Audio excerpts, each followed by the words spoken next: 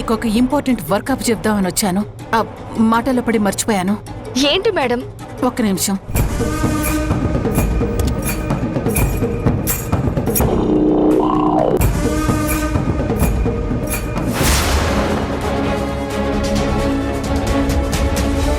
అయ్యో madam, madam, madam, Manohar వస్తున్నాడు madam.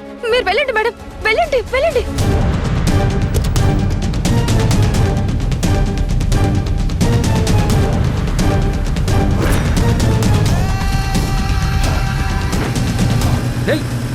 ఆగు.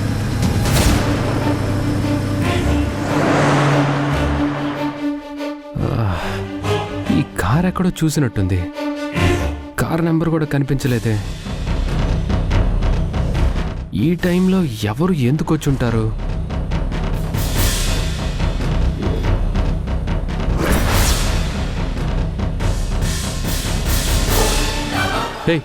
ఎక్కడికి వెళ్ళావు? గేట్ దగ్గర ఉండాలి కదా. ఇప్పుడే వాష్రూమ్కి వెళ్ళాను సార్. ఏమైంది సార్? ఏం లేదులే, కొంచెం జాగ్రత్తగా ఉండు. అలాగే సార్.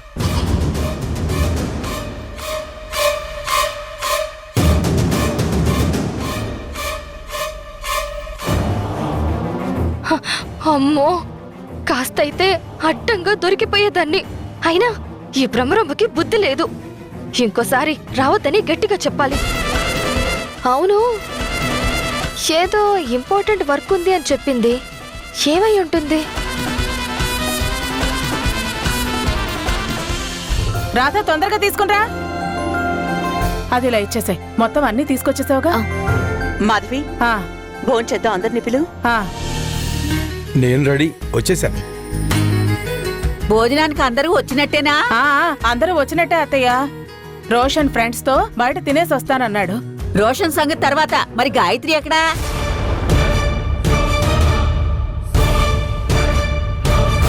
తిండికి ముందుంటావు గాని పిలుపులకి మాత్రం వెనకుంటావు. వెళ్ళి గాయత్రిని తీసుకురా, వెళ్ళా. అలాగే అత్తయ్య. రాధా, మనోహర్ ఎక్కడమ్మా?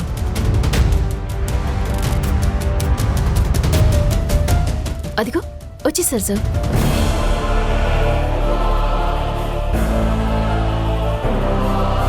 మనోహర్, ఎక్కడికి వెళ్ళావు? బయట ఎవరో ఉన్నట్టు మాట్లాడుతున్నట్టు అనిపిస్తే వెళ్ళి చూసి వచ్చాను.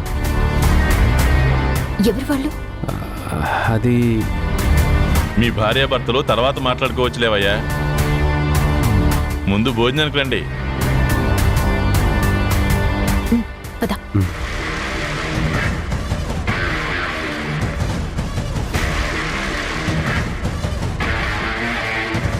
అత్తయ్య, అత్తయ్య, గాయత్రి గదిలో లేదత్తయ్య.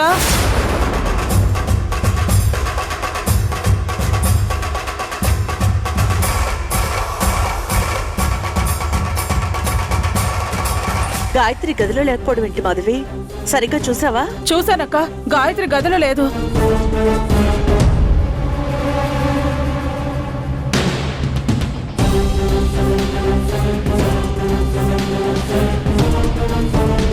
అయ్యో, ఇంత రాత్రిపూట గాయత్రి ఎక్కడికి వెళ్ళుంటుంది? అసలే రోజులు బాగోలేవు.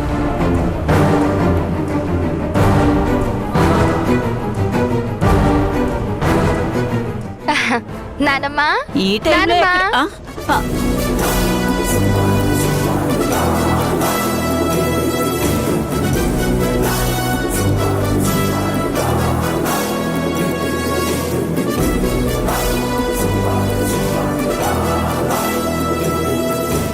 ఏంటి అందరూ ఏదో టెన్షన్ లో ఉన్నట్టున్నారు? అమ్మా గాయత్రి, ఈ టైంలో ఎక్కడికి వెళ్ళావమ్మా? నేనెక్కడికి వెళ్తాను నానమ్మా, ఇంట్లోనే ఉన్నాను. భోజనం చేద్దామని ఇప్పుడే గదిలో నుంచి బయటకు వస్తున్నాను.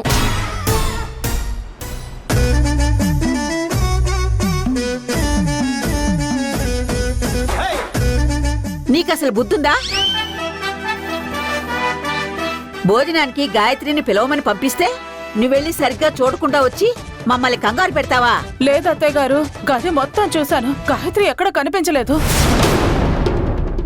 తిండి మీద జాసుంటే తినే ఆహారమే కనిపిస్తుంది గాని నా మనవరాలు ఎందుకు కనపడుతుంది? నువ్వు చేసిన పనికి ఒక్క క్షణం గుండె ఆగినంత పనైంది.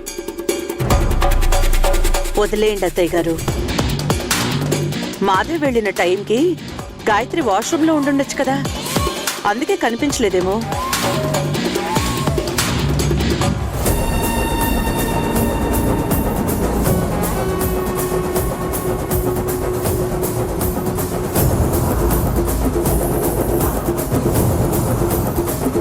గాయత్రి వచ్చేసింది కదా, భోంచేయండి. సరే భోంచేయండి. ఉఫ్, అమ్మయ్యా బ్రతికిపోయాను. పిన్ని తింగర్ది కాబట్టి మేనేజ్ చేయగలిగాను. రాధా, మేడం నువ్వు కూడా కూర్చో. పర్వాలేదు మేడం, నేను తర్వాత తింటాను. మేడం ఒక నిమిషం, ఆ? నేను తన కోసం సెపరేట్గా ఉండాను, అది వడ్డిస్తాను.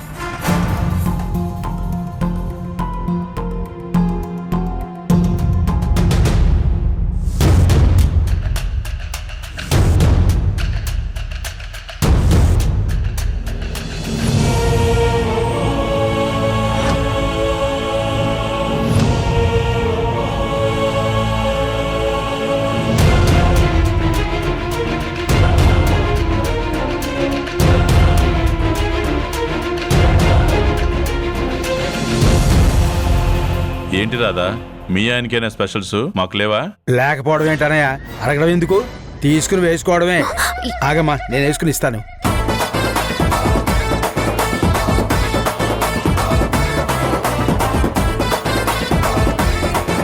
వద్దు వద్దు.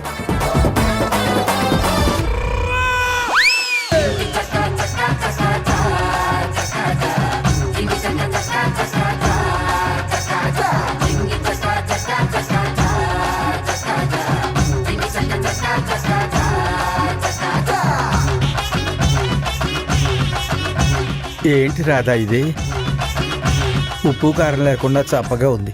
ఏం కూర ఇది? మనోహర్ చేతికి గాయమైందని ఉప్పు కారాలు తినకూడదని చప్పటి కూర చేశాను, అందుకని ఇవి ఎవరికీ వడ్డించలేదు. మా ఆయనకు ఆత్రం అక్క తనే వడ్డించుకున్నారు, తినండి. బాగుందా? రాధా, అందరికీ వడ్డించేసావు కదా, నువ్వు కూడా కూర్చుని తిను. సరే మేడం. తినండి తినండి. బావగారు, అక్క, గాయత్రి,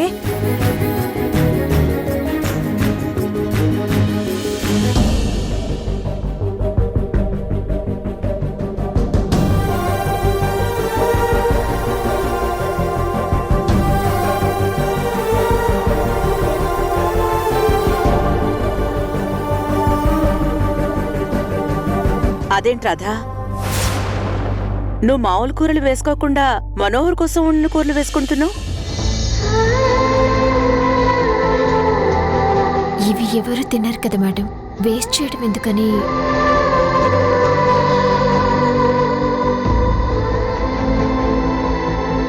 మిమ్మల్ని చూస్తుంటే ముచ్చటిస్తుంది రాధా.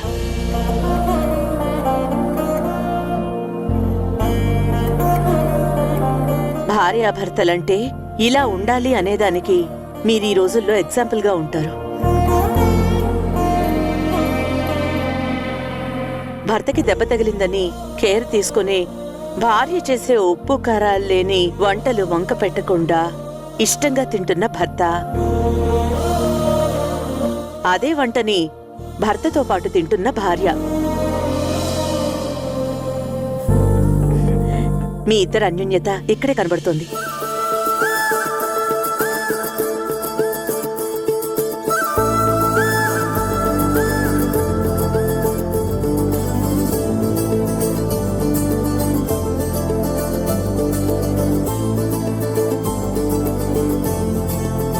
మా ఇంట్లోనూ ఒక జంట ఉంది.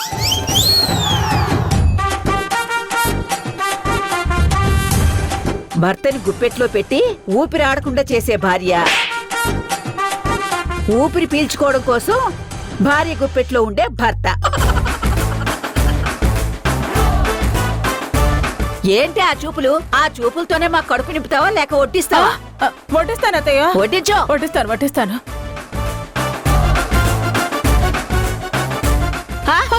ఏంటి ఇది? అయ్యో సారీ అత్తయ్య, ఏదో కొంచెం అనుకుని.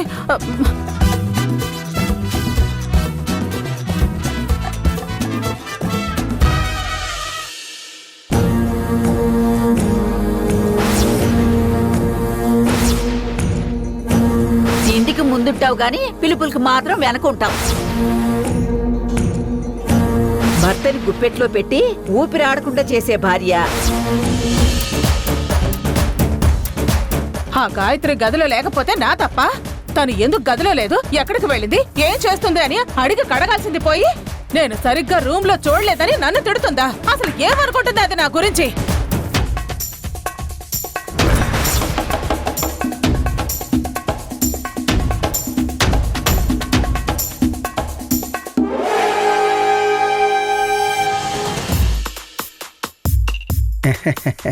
శ్రీమతి గారేంటి చిరుబుర్లాడుతున్నారు? ఏమైంది? ఎందుకంత కోపం? నేను చిరాకులో ఉన్నప్పుడు నాతో పరాచకాలాడితే ప్రాణాలు తీస్తాను. ఏమైంది మాధవి? అసలు మీ అమ్మ నా గురించి ఏమనుకుంటుంది? ఆ ఈ ఇంటి పని మనిషి అనుకుంటుందా లేక కోడలు అనుకుంటుందా? అసలు ఏమనుకుంటుంది మీ అమ్మ?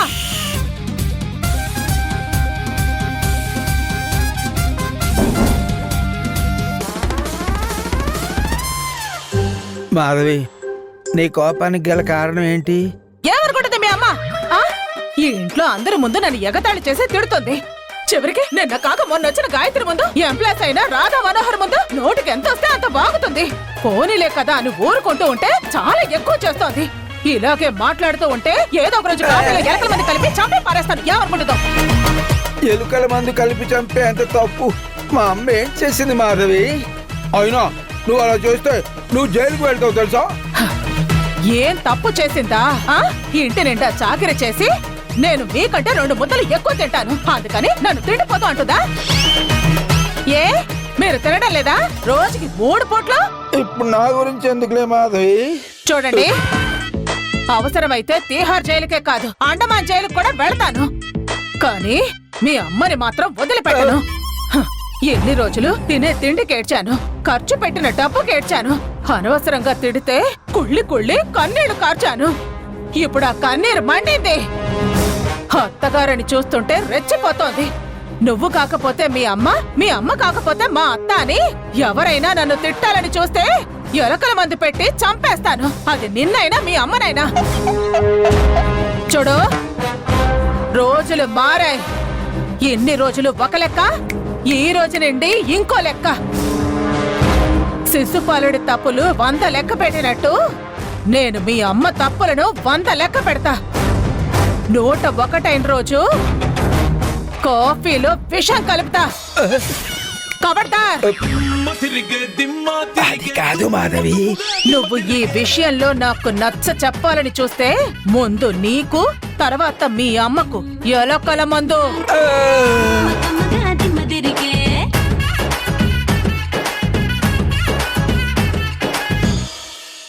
ఎలకల మంద ఏమైంది? మరి ఇంత వైల్డ్ మెల్లా తయారైపోయింది. వామ్మో, ఇది ఎంతకైనా తెగిస్తుంది. ఎలాగైనా మా అమ్మని కంట్రోల్ చేసి కాపాడుకోవాలి, లేకపోతే ఇది అన్నంత పని చేస్తుంది. నేను అమ్మలేని అనాథనైపోతాను.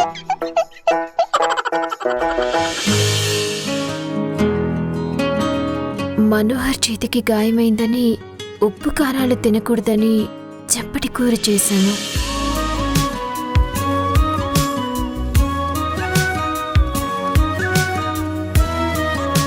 భార్యాభర్తలంటే ఇలా ఉండాలి అనేదానికి మీరు ఈ రోజుల్లో ఎగ్జాంపుల్గా ఉంటారు.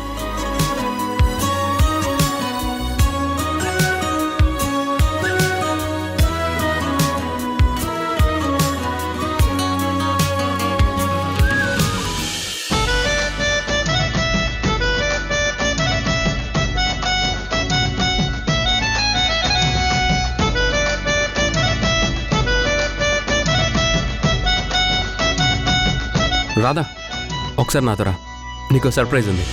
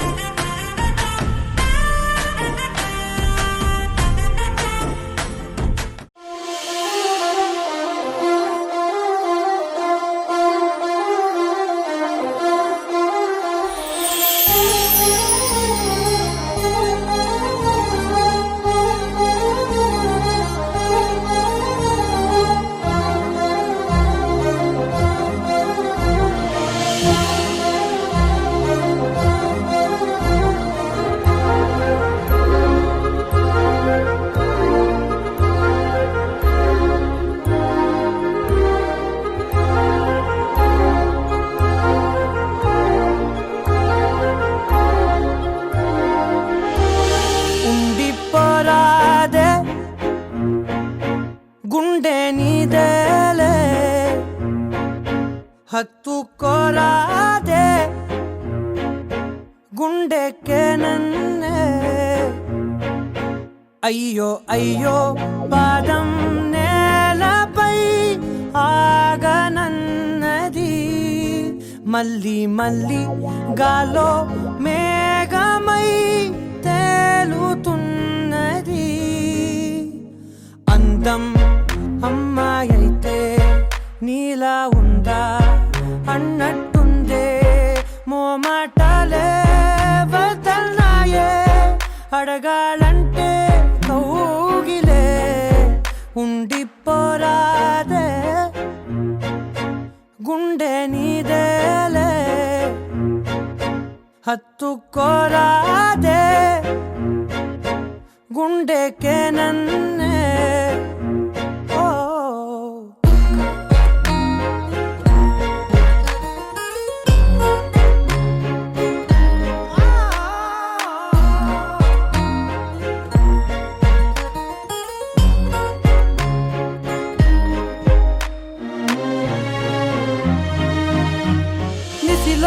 ససిలా నిన్నే చూసాక మనసే మురిసే ఎగసే అలలాగా ఏదో మైకంలో నేనే ఉన్నాలే నాలో నేనంటూ లేనులే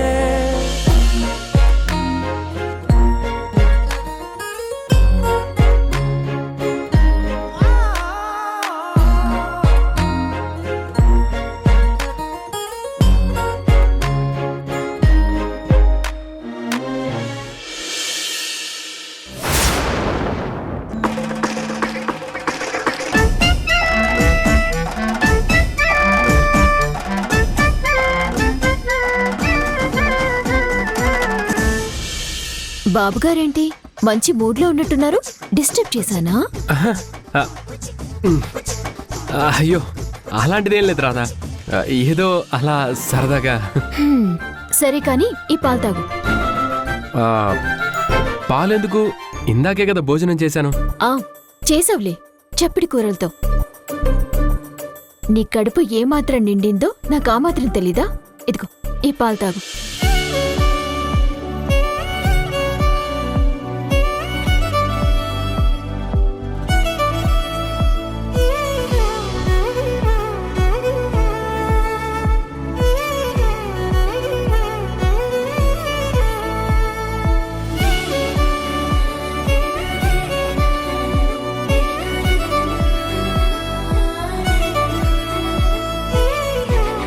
ఏంటి అలా చూస్తున్నావు?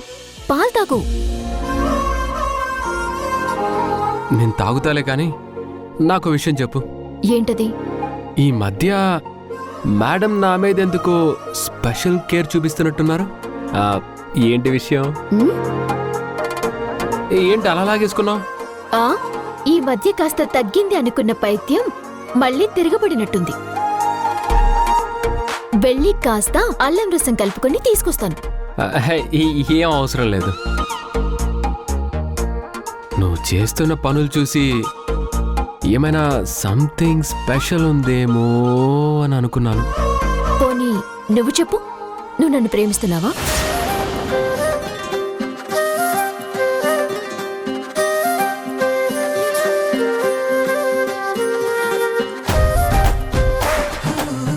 అడుగుతున్నాను కదా, చెప్పు.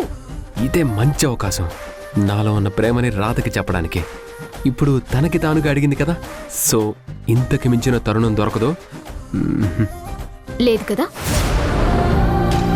ప్రేమించటం లేదు కదా? మనం స్నేహితులుగా ఉందామని ప్రామిస్ చేసుకున్నాం. నీ ప్రామిస్ మీద నువ్వే అంత సీరియస్గా ఉన్నప్పుడు నాకు నా ప్రామిస్ మీద సీరియస్నెస్ ఉండదా?